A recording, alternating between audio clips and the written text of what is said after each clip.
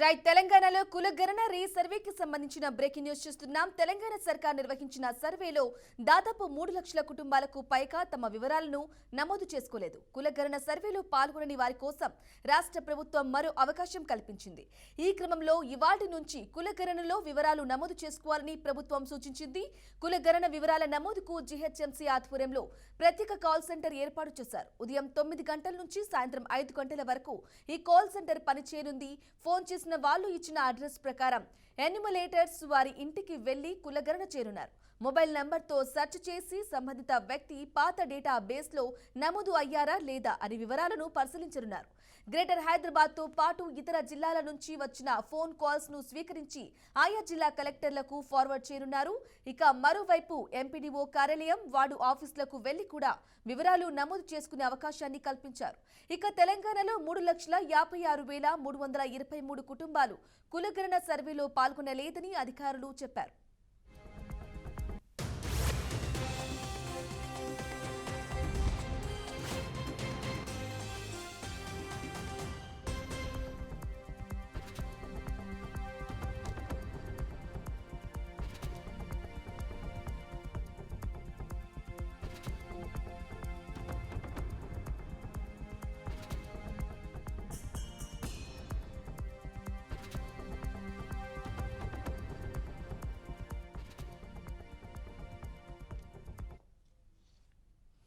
Right breaking news చూస్తున్నాం. కులగణన రీసర్వేకి సంబంధించిన బ్రేకింగ్ న్యూస్ చూస్తున్నాం. తెలంగాణ సర్కార్ నిర్వహించిన సర్వేలో దాదాపు 3 లక్షల కుటుంబాలకు పైగా తమ వివరాలను నమోదు చేసుకోలేదు.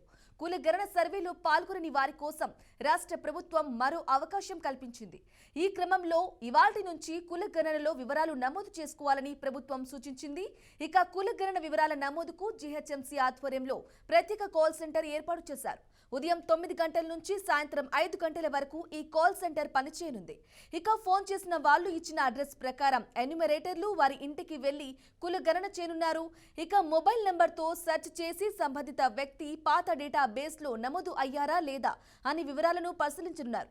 అయితే గ్రేటర్ హైదరాబాద్తో పాటు ఇతర జిల్లాల నుంచి వచ్చిన ఫోన్ కాల్స్ ను స్వీకరించి ఆయా జిల్లా కలెక్టర్లకు ఫార్వర్డ్ చేయనున్నారు. మరోవైపు ఎంపీడీఓ కార్యాలయం, వార్డు ఆఫీసులకు వెళ్లి కూడా వివరాలు నమోదు చేసుకునే అవకాశాన్ని కల్పించారు. ఇక ఇదే అంశానికి సంబంధించి పూర్తి సమాచారం మా ప్రతినిధి తేజ అందిస్తారు. తేజ. రమణి, ఇటు తెలంగాణ రాష్ట్ర వ్యాప్తంగా కూడా మరోసారి కులగణన రీసర్వే అయితే జరగబోతుంది.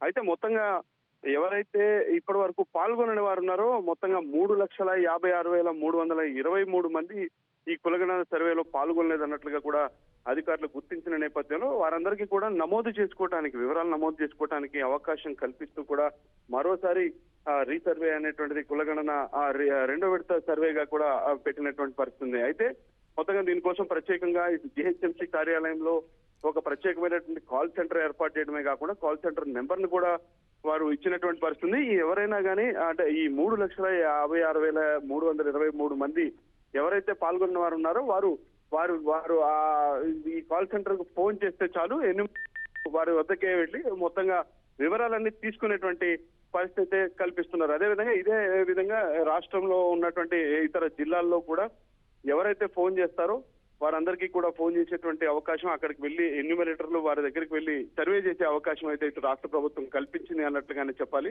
మొత్తంగా జిల్లాల్లో ఉన్నటువంటి రూరల్ ఏరియాల్లో ఎంపీడీడీఓ కార్యాలయాల్లో కూడా ఈ అవకాశం కల్పిస్తూ కూడా తెలంగాణ రాష్ట్ర ప్రభుత్వం అయితే నిర్ణయం తీసుకుంది అన్నట్లుగానే మనం చెప్పాలి. Right Teja, thank you for the updates.